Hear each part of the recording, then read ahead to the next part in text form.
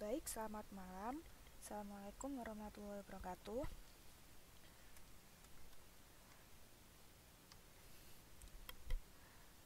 Selamat malam teman-teman KPC Angkatan kelima. Kali ini kita bertemu lagi dalam mata pelajaran sejarah untuk kelas 10 ya. Di sini pertemuan 2 setelah UTS ya. Jadi di bab 5. Mungkin kalau di pertemuan pertama mungkin sudah pertemuan kelima ya. Jadi ini pertemuan 2 kita. Kali ini di pertemuan kedua ini kita akan membahas peradaban awal masyarakat dunia. Jadi di sini yang akan kita bahas antara lain adalah peradaban di lembah Sungai Mekong, kemudian ada peradaban lembah Sungai Wangho, peradaban lembah Sungai Indus, dan yang terakhir adalah peradaban lembah Sungai Gangga. Untuk yang dua peradaban yang awal, yaitu lembah Sungai Mekong dan Wangho, ini berada di daerah Cina dan Indochina. Sedangkan Sungai Indus dan Sungai Gangga itu berada di daerah India. Baik, langsung kita mulai saja pertemuan kita malam hari ini. Yang pertama, pertanyaan yang paling mendasar adalah kenapa sih masyarakat dahulu, masyarakat baik itu zaman sejarah maupun zaman prasejarah, artinya masyarakat purba itu memilih lembah sungai sebagai daerah tempat mereka hidup. Nah, ini alasannya ada beberapa macam. Yang pertama adalah sebagaimana kita tahu bahwa di lembah sungai ini pastinya terdapat sumber air yang sangat banyak, di mana sumber air ini tuh merupakan hal yang paling utama ya dalam kehidupan masyarakat waktu itu, terutama karena sumber air ini bisa menyediakan banyak makanan. Selain itu juga bisa sebagai sarana MCK, baik itu mandi, cuci maupun untuk kebutuhan lainnya. Selain itu, di lembah sungai ini juga dekat dengan jalur transportasi. Artinya waktu itu kemungkinan kalau misalnya menggunakan jalur transportasi darat itu kan ada kemungkinan susah karena mungkin daerahnya masih hutan-hutan, kemudian daerahnya juga masih belum ada jalannya seperti sekarang, jadi masih agak susah gitu kan, terjal jalannya. Sehingga kalau misalnya menggunakan daerah lembah sungai itu daerahnya lebih mungkin nggak terlalu menanjak tapi cenderung rata, kemudian juga bisa menggunakan sebagai jalur transportasi air atau sungai itu. Selain itu juga di lembah sungai ini dekat dengan pusat ekonomi, di mana dulunya banyak juga masyarakat yang sudah mengenal pasar apung. Sebagaimana yang kita ketahui, di Indonesia masih ada beberapa jenis pasar apung. Yang paling terkenal mungkin yang ada di daerah Kalimantan ya. Jadi ini adalah alasan-alasan kenapa masyarakat zaman dahulu itu lebih memilih lembah sungai sebagai daerah tempat mereka tinggal.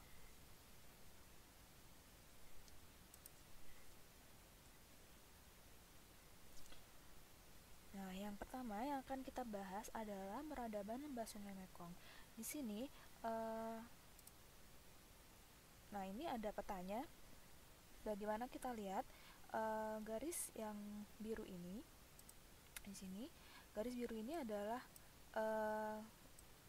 garis Sungai Mekong yang dia membentang dari pegunungan Kwenlun di Asia Tengah, kemudian dia mengalir melalui daerah Cina di sini, di daerah Cina yang atas. Dia dari daerah Cina ini dia mengalir ke perbatasan Thailand dan juga Indochina. Di sini ada Myanmar, kemudian juga dia melalui Laos, di sini dia melewati Thailand, kemudian ke Kamboja dan akhirnya dia ke Tanjung Kamboja yang bermuara di Laut Cina Selatan. Nah, di sini bangsa pendukung dari peradaban lembah sungai ini adalah bangsa Papua Melanosoid, bangsa Mongoloid, dan juga bangsa Australoid. Nah, di sini ada dua peradaban yang sangat terkenal, peradaban besar yang sangat terkenal, yaitu pusat dari peradaban Bason Huabin dan juga peradaban Dongson. Bedanya apa? Untuk peradaban Bason Huabin ini, dia terletaknya nggak jauh dari Teluk Tonkin ya. Jadi peradaban Bason Huabin ini adalah awal mulanya adalah peradaban Mesolitikum, dan hasil kebudayaan yang terkenal adalah Kapak Sumatera, dan selanjutnya dari peradaban Mesolitikum ini berkembang lagi menjadi peradaban Neolitikum. Karena sebagaimana nama peradabannya ya, Mesolitikum dan Neolitikum ini adalah peradaban yang masih berkembang pada zaman batu, sehingga hasil kebudayaannya atau alat-alat yang dihasilkan waktu itu masih banyak yang berupa alat-alat yang terbuat dari batu, misalnya kapak persegi, kapak lonjong, maupun kapak Sumatera ya, ini masih berbentuk dari batu yang dihaluskan ujung-ujungnya. Nah, sedangkan untuk peradaban Dongson ini dia berasal dari Asia Tenggara ya, di mana ya, di daerah, ya sebenarnya Dongson itu bukan nama daerah sih, tapi itu adalah orang yang menemukan kebudayaan ini. Dan kebudayaan Dongson ini adalah kebudayaan perunggu. Jadi kalau yang Bason Huabin tadi kebudayaan batuan, batu-batu, baik itu Mesolitikum maupun Neolitikum, kalau yang Dongson ini sudah merupakan kebudayaan perunggu, di mana alat-alat yang dihasilkannya seperti kapak logam, kemudian kapak corong. Selain itu, masyarakat pada zaman kebudayaan Sungai Mekong ini, mereka juga mempunyai beberapa kebudayaan yang sifatnya spiritual, atau sifatnya itu bukan kebudayaan yang menghasilkan barang-barang, tapi kebudayaan yang istilahnya soft skillnya. Jadi diantaranya adalah membuat perahu, kemudian mereka juga sudah ada kepandaian dalam bercocok tanam, mereka juga sudah mulai mengetahui tentang ilmu perbintangan atau astronomi, serta mereka juga sudah mulai mengenal adanya kepercayaan, baik itu animisme maupun dinamisme. Nah, di dalam kebudayaan membuat perahu ini adalah salah satunya yang mereka hasilkan adalah perahu cadik ya. Jadi perahu cadik ini terbuat dari kayu atau misalnya bambu juga, yang kemudian dibuat menjadi perahu dan diseimbangkan sehingga mereka tidak mudah goyang. Nah, perahu cadik ini biasanya juga digunakan untuk berpindah dari daratan Asia ke kepulauan-kepulauan yang lebih kecil. Seperti yang kita tahu di slide sebelumnya ini, mereka kan awalnya berasal dari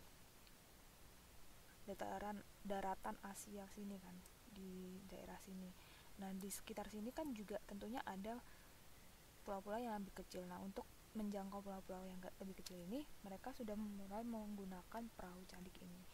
Selain itu, mereka juga sudah mengenal cara bercocok tanam dan juga mengenal perbintangannya, dan ini digunakan, ilmu perbintangan ini digunakan untuk mengetahui datangnya musim bertanam maupun digunakan untuk dalam hal pelayaran. Selain itu, kepercayaan animisme dan dinamisme ini juga sudah mulai berkembang di kebudayaan Sungai Mekong ini. Nah, selanjutnya ada peradaban lembah Sungai Huangho. Tapi sebelum masuk ke peradaban lembah Sungai Huangho, apakah ada yang mau ditanyakan?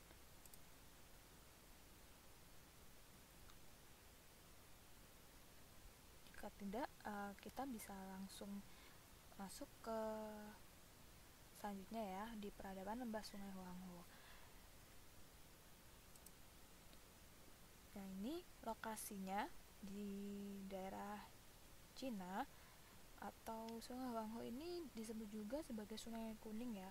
Jadi peradaban ini ditemukan sekitar 3000 tahun 3000 sebelum Masehi. Jadi sudah lumayan tua sekali ya, karena 3000 tahun sebelum Masehi.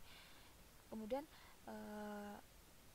ini di peradaban ini disebut juga sebagai Chongguo, yang artinya negeri tengah karena terletak di tengah-tengah dunia. Jadi Cina itu diyakini sebagai tengah-tengahnya dunia waktu itu, karena sebagaimana yang kita ketahui ya, di benua Asia ini kan luas sekali. Nah, daratan Cina ini termasuk daratan yang sangat besar. Ya benar kata Mbak Siti Widiawati. Ini panggilannya Mbak Siti atau Mbak Widya?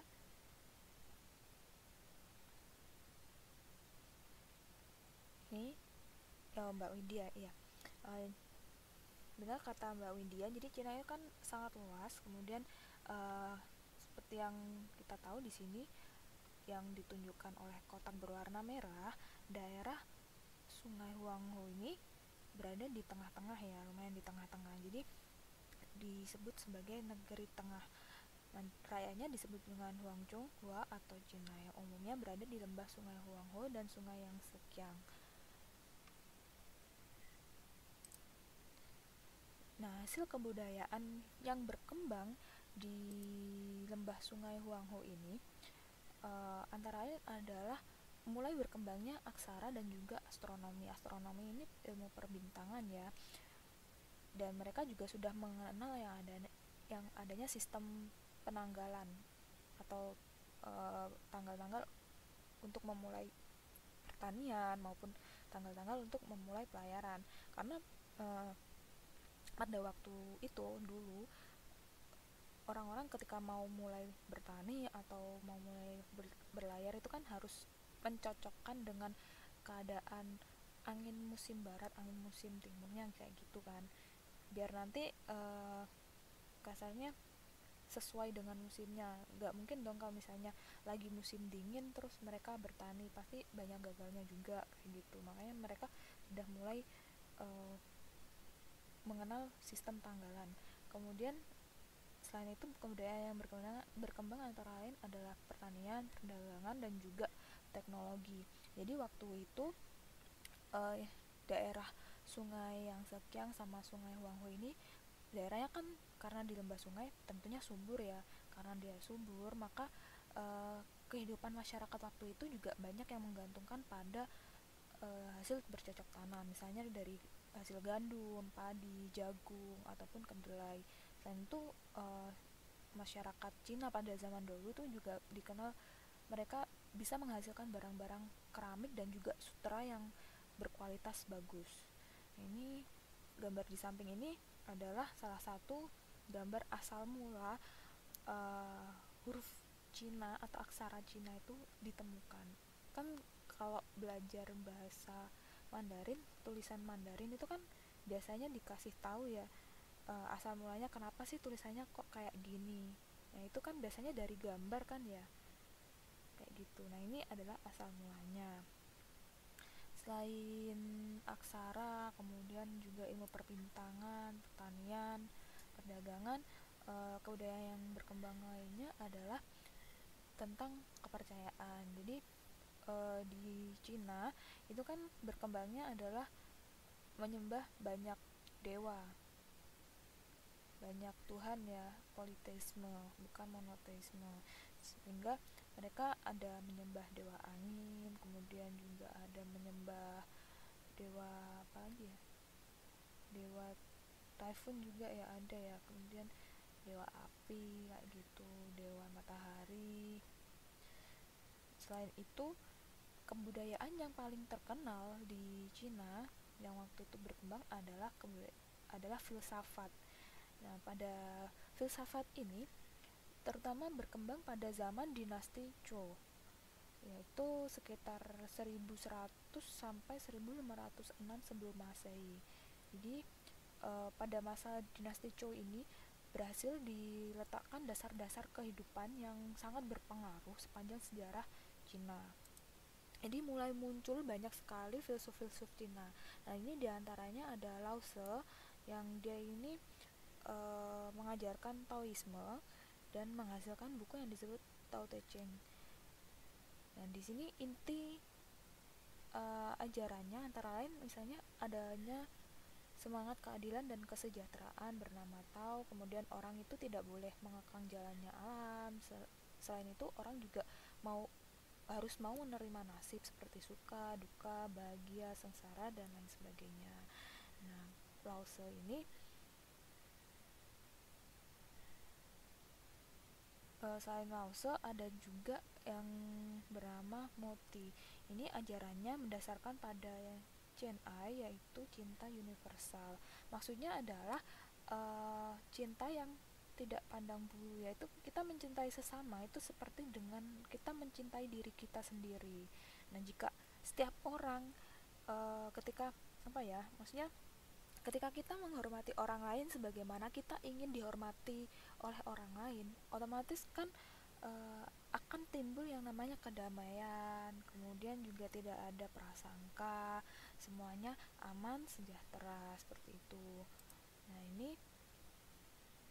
adalah inti ajaran dari Moti. Kemudian yang ketiga adalah Konfuse atau biasa disebut sebagai Konfusianisme, dengan ajaran yang biasa disebut dengan Yujia atau Kungxia. Nah, ini pokok ajarannya sebenarnya terletak pada Li, Ren, dan I. Nah, ini bisa dijabarkan bahwa Li ini adalah adat istiadat. Jadi sesuai dengan ajaran Li, orang itu harus mengetahui dirinya dan menempatkan diri pada tempatnya. Ini ada 5 hubungan yang paling utama ya. Yang pertama adalah bagaimanakah hubungan antara penguasa dengan yang dikuasai, antara pejabat dengan rakyatnya. Kemudian bagaimanakah hubungan antara orang tua dengan anaknya, apakah baik atau enggak. Kemudian hubungan suami dengan istri, hubungan yang lebih tua dengan yang lebih muda, dan juga hubungan antar teman.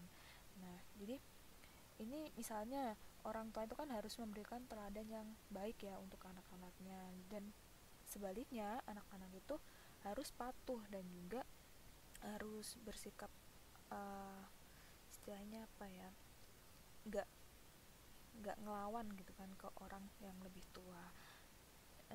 Inti dari ajaran-ajaran filsafat, ketiga ajaran filsafat ini tentunya adalah agar bagaimana kehidupan manusia, kehidupan masyarakat itu berjalan dengan damai, berjalan dengan sejahtera. Dan ini semua berkembang sangat pesat sekali waktu itu di Cina.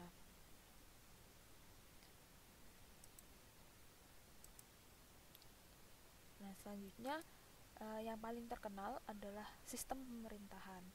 Jadi sistem pemerintahan di Cina waktu itu adalah sampai sekarang, yaitu mungkin sekarang sudah masih kerajaan tapi republik. Nah, ini sistem pemerintahannya waktu itu adalah kerajaan atau kekaisaran, di mana bentuk kekaisarannya itu berupa kekaisaran atau kerajaan agraris yang menimbulkan susunan masyarakat dan negara feodal. Maksudnya bagaimana? Maksudnya itu seperti ini. Jadi ada yang namanya pemerintahan pusat, kemudian ada juga negara-negara kecil yang merupakan bagian dari negara pusat ini ya, pemerintahan pusat ini. Nah, jika pemerintah pusat ini adalah pemerintah yang rajanya itu kuat atau kaisarnya kuat, kemudian juga apa ya istilahnya, istilahnya sih ya kuat dan maju kayak gitu ya, maka negara-negara kecil yang dibawahi oleh pemerintahan pusat ini nanti pastinya akan tunduk pada pemerintah yang pusat. Tapi ketika pemerintah pusat ini tuh lemah, maka otomatis negara-negara kecil ini akan berusaha memperkuat dan melakukan agresi atau melawan pemerintah pusat. Sehingga gak jarang kalau misalnya sering nonton film-film Cina ya, film-film kolosal Cina zaman dulu itu biasanya kan sering ada kayak perang-perang antara uh, pusat dengan misalnya daerah mana kayak gitu. Nah seperti itu.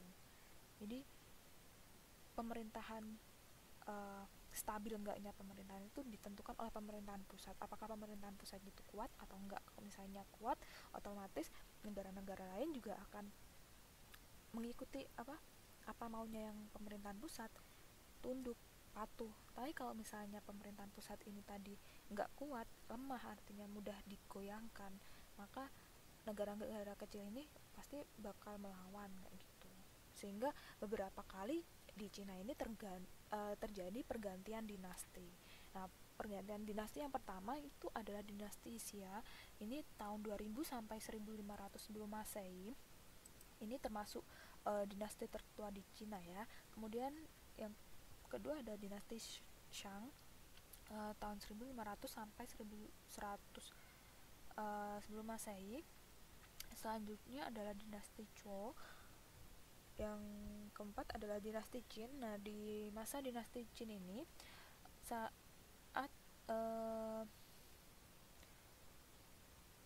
dinasti ini didirikan oleh si Huangti, dan pusat pemerintahannya di Hantan. Jadi waktu dinasti ini mulai dibangun yang namanya tembok besar Cina. Kemudian juga sistem pemerintahan feodal juga mulai dihapuskan dan diganti dengan sistem pemerintahan dengan kekuasaan terpusat, serta ada banyak pembangunan jalan-jalan besar yang mulai menghubungkan daerah-daerah dengan pusat. Nah, pada zaman ini juga sudah mulai diadakan penyeragaman bentuk-bentuk tulisan di daerah Cina kayak gitu. Nah, selanjutnya adalah dinasti Han. Ini tahun 206 sebelum Masehi sampai 220 sebelum Masehi. Di masa ini mulai dibangun yang namanya Jalan Sutra.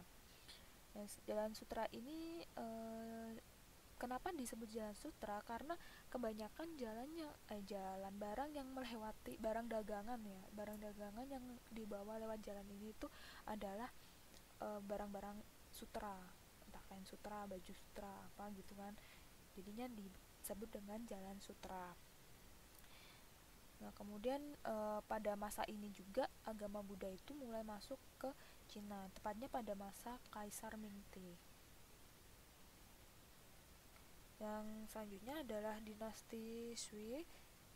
Nah, ini pada masa dinasti Sui ini terkenal karena pada waktu itu dibangun istana yang sangat mewah dan megah untuk memperlancar perdagangan.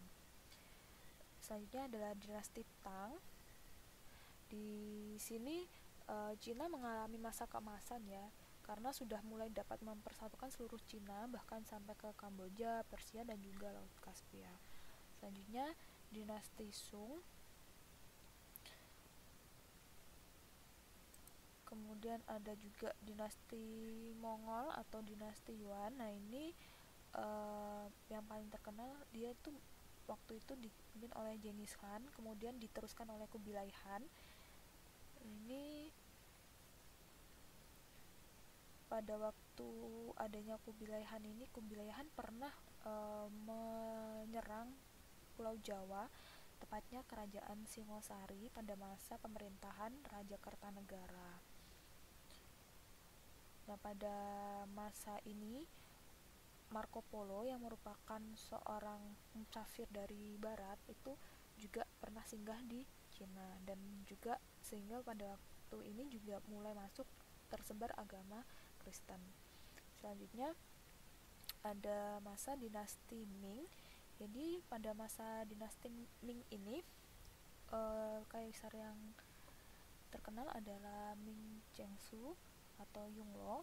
Jadi pada waktu ini mulai masuk agama Islam, dan salah satu laksamana yang terkenal adalah Laksamana Cheng Ho yang sempat mengadakan beberapa kali ekspedisi diplomatik, pelayaran ekspedisi diplomatik.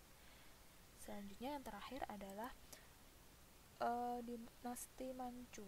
Jadi dinasti Manchu ini merupakan dinasti terakhir di Cina dan dia merupakan dinasti asing karena dia berasal dari Manchuria. Nah, ini pada masa ini ajaran Kristen juga mulai berkembang pesat di Cina, dan pada tahun 1911 ini terjadi revolusi Cina di bawah pimpinan Sun Yat-sen dan berhasil menggulingkan kekuasaan Manchu. Kemudian berdiri Republik Cina dengan presiden waktu itu Sun Yat-sen sebagai presidennya. Sehingga dari sinilah berhenti masa kerajaan atau kekaisaran di Cina, masa dinasti berhenti dan Cina diganti menjadi Republik Cina. Selanjutnya, peradaban yang ketiga adalah peradaban di lembah Sungai Indus. Tadi kalau Sungai Mekong dan juga Sungai Huangho atau Sungai Kuning itu berada di daerah Cina, selanjutnya kita akan berpindah ke daerah India. Sini ada lembah Sungai Indus. Nah, ini sudah ditandai ya di peta. Sini adalah peradaban lembah Sungai Indus. Ini yang ada tanda merahnya. Jadi lembah Sungai Indus ini terletak di daerah Pakistan. Nah, lembah Sungai Indus ini sebenarnya mempunyai banyak anak sungai yang berasal dari wilayah Punjab di Pakistan Utara dan berakhir di Laut Arab. Bangsa pendukung dari kebudayaan Sungai Indus ini adalah bangsa Dravida. Jadi bangsa Dravida ini adalah bangsa asli dari penduduk India. Ciri-ciri bangsa Dravida ini kulitnya agak hitam, kemudian rambutnya keriting dan juga hidungnya agak pesek ya. Nah, ini bangsa Dravida ini masih bisa ditemukan di daerah tinggi Deccan di India Selatan.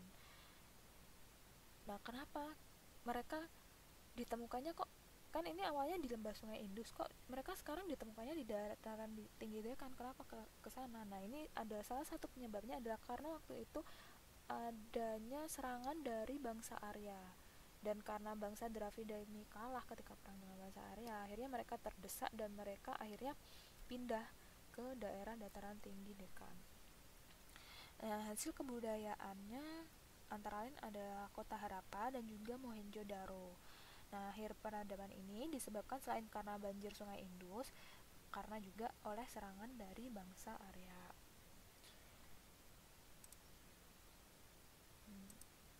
Ini saya jelaskan dulu. Jadi kota Harappa dan kota Mohenjo-daro ini merupakan kota kuno di daerah Pakistan ya. Dan kota-kota ini dibangun berdasarkan tata kota yang sudah baik ya. Jadi jalannya itu sudah dibuat lurus, kemudian juga sudah memperhatikan arah angin, sehingga arah angin di kota itu juga lancar ya. Kemudian di kanan kiri jalan itu juga sudah mulai dibangun saluran air untuk menampung air dari rumah-rumah. Jadi istilahnya kayak selokan kayak gitu, sehingga tata kotanya itu bagus. Selain itu bangunannya juga sudah mulai dibangun dari batu bata, dan juga sudah banyak bangunan kayak kuil untuk pemujaan maupun juga istana. Selain itu di sana juga mulai banyak ditemukan juga peninggalan semacam tembikar, misalnya piring, kemudian cangkir, kemudian perhiasan-perhiasan. Nah, ini akhir peradabannya kan karena selain karena banjir juga karena serangan bangsa Arya. Nah, bangsa Arya ini merupakan bangsa yang berasal dari Asia Tengah. Nah, karena waktu itu bangsa Dravida kalah, ya udah pindah. Nah, ini akan dijelaskan lagi dari peradaban lembah Sungai Gangga. Jadi masih ada kaitannya. Sungai Indus ini bisa kita lihat ya di sini. Kalau Sungai Indus ini kan di sini. Ini ada Sungai Indus. Kemudian untuk sungai ini daerah Mohenjo-daronya di sini. Kemudian di sini ada kota Harapannya.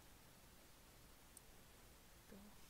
Nah, kalau tadi ini kan Sungai Indus, kalau untuk yang membahas Sungai Gangga ini terletak di antara pegunungan Himalaya dan juga pegunungan Vindhya. Di sini ini nggak gitu kelihatan di daerah sini ya.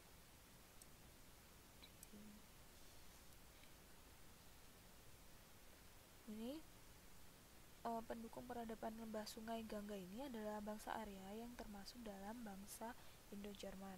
Jadi bangsa Arya ini adalah bangsa yang tadi menyerang bangsa Dravida yang tinggal di lembah Sungai Indus.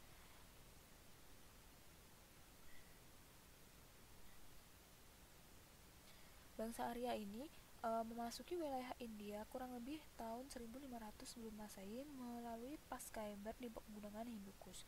Jadi mereka ini beda dengan bangsa Dravida. Kalau tadi bangsa Dravida itu hitam, kemudian keriting dan hidungnya pesek, ini kebalikannya. Bangsa Arya dia berkulit putih, badannya tinggi, berhidung mancung. Jadi kalau misalnya orang-orang yang lihat orang India yang sekarang, kan ada kan kalau lihat orang India yang sekarang itu ada yang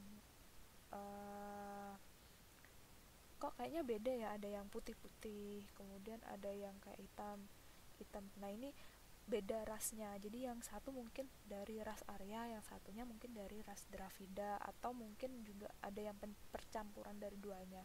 Nah, padahal sebenarnya bangsa Arya sendiri itu dia tuh nggak mau kalau misalnya menikah dengan bangsa Dravida. Jadi bangsa Arya ini berusaha bagaimanapun menjaga kemurnian ras dengan melarang pernikahan dengan bangsa Dravida.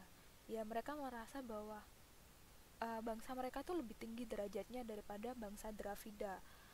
Bangsa saya tadi kan bangsa Dravida kan hitam-hitam terus hidungnya pesek gitu kan, sedangkan bangsa Arya putih-putih terus hidungnya mancung kayak gitu. Nah, pada mulanya bangsa Arya ini mata pencahariannya berternak, tapi setelah mereka berhasil mengalahkan bangsa Dravida, mereka pun mulai hidup di lembah Sungai Indus yang subur dan mulai bercocok tanam.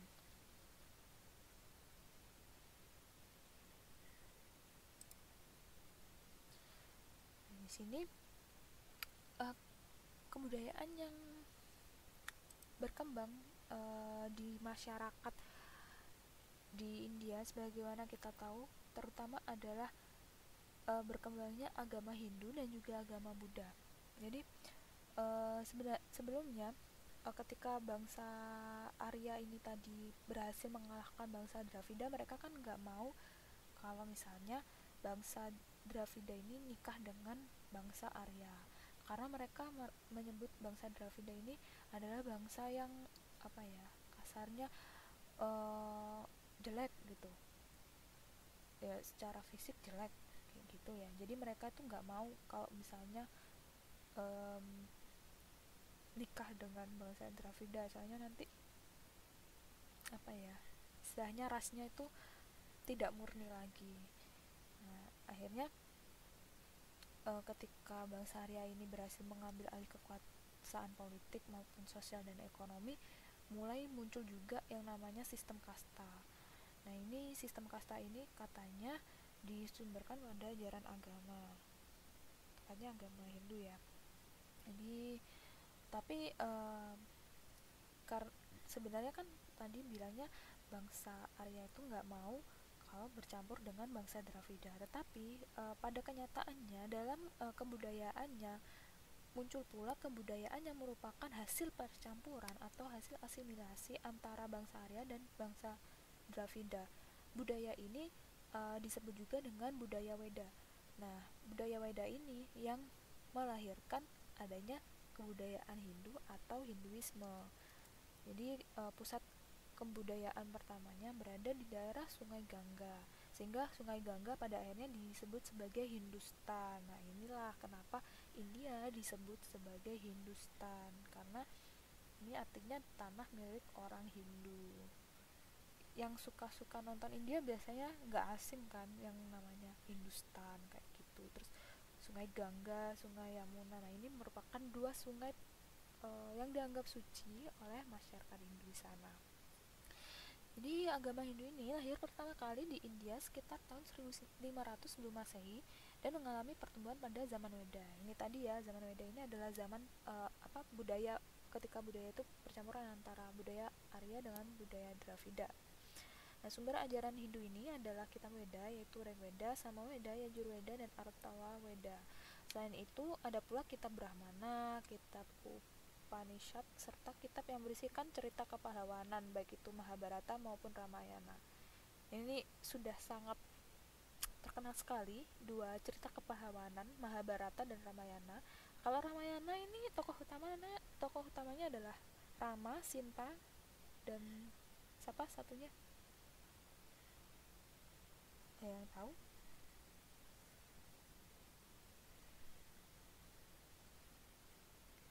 Ya, kalau misalnya Mahabharata, tokoh utamanya adalah Pandawa 5 ya. Iya. Jadi kalau yang Mahabharata Pandawa 5, kalau yang Ramayana Rama dan Sinta.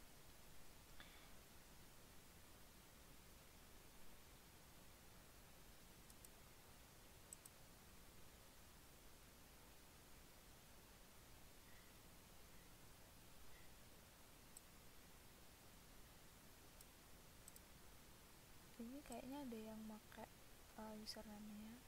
Bentar ya. Kita sampai selesain dulu soalnya ini udah mau selesai. Jadi di agama Hindu ini tadi kan dibilang bahwa karena masyarakat Arya itu tidak ingin bercampur dengan masyarakat Dravida, bangsa Dravida, maka muncullah yang namanya sistem kasta atau pelapisan.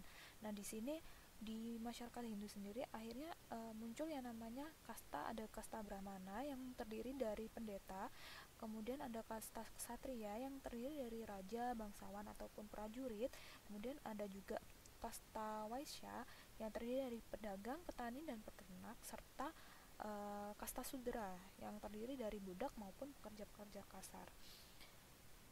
Nah, kebanyakan kasta Brahmana, Ksatria, dan Waisya ini terdiri dari orang-orang Arya, sedangkan Sudra ini terdiri dari orang-orang Dravida. Nah, selain dari keempat kasta tersebut, ada lagi kasta Parya. Nah, ini adalah orang-orang yang dianggap melakukan pekerjaan kotor, orang yang jahat kayak gitu.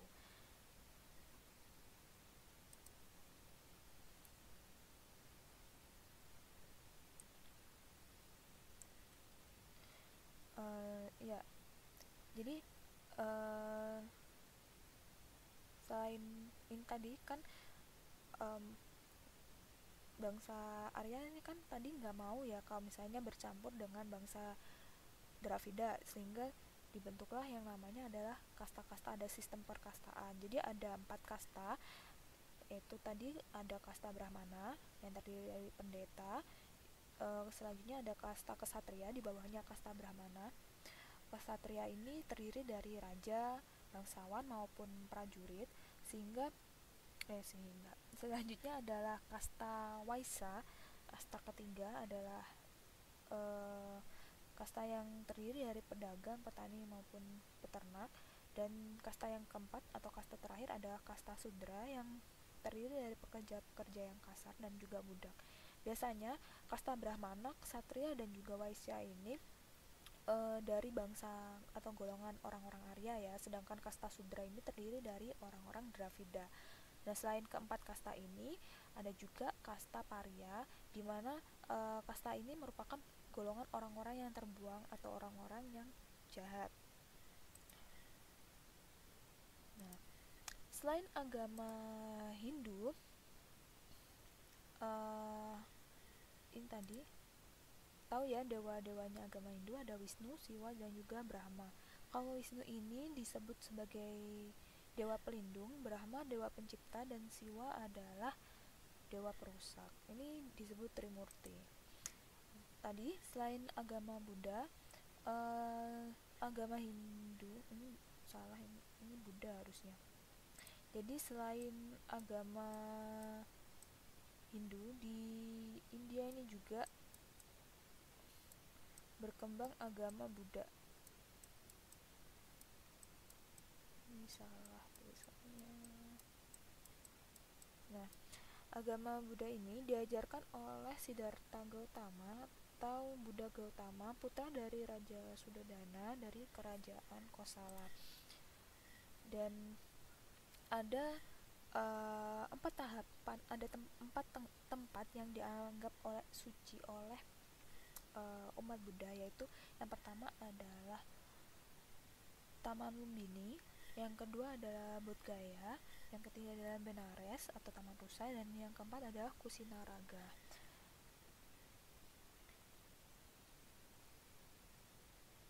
Nah, Taman Lumbini ini adalah tempat kelahiran dari Siddhartha Gautama. Selanjutnya Bodh Gaya ini adalah tempat di mana Siddhartha Gautama ini menerima penerangan agung. Ini ilustrasinya ya, gambar yang di samping ini. Selanjutnya ada Benares, ini adalah tempat Buddha pertama kali mengajarkan ajarannya, dan yang keempat adalah Kusinaraga, di mana tempat Sang Buddha wafat. Nah, oleh Raja Asoka, keempat tempat suci tersebut diberi tanda, yaitu bunga seroja sebagai lambang kelahiran Buddha. Kemudian ada pohon pipala atau bodhi sebagai lambang penerangan agung, jantera sebagai lambang memulai pemberikan ajarannya, dan stupa sebagai lambang kematian. Nah, peristiwa kelahiran, menerima penerangan agung, dan kematiannya terjadi pada tanggal yang bersamaan, yaitu waktu bulan purnama pada bulan Mei, sehingga ketiga peristiwa ini dirayakan sebagai Waisak atau Triwaisak.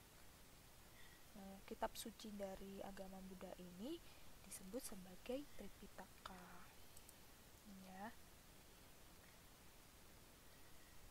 Ini dari sini ada yang ingin ditanyakan? Kalau tidak ada, ini waktunya sudah mau habis. Saya cukupkan sampai sini. Jika nanti ada pertanyaan, bisa langsung bertanya ke Facebook saya. Facebooknya ada di depan ya. Dan nanti bisa PM aja atau langsung tanya jawab. Sekian materi pada malam hari ini, semoga dapat bermanfaat. Tetap semangat belajarnya, dan selamat malam, selamat beristirahat. Assalamualaikum warahmatullahi wabarakatuh.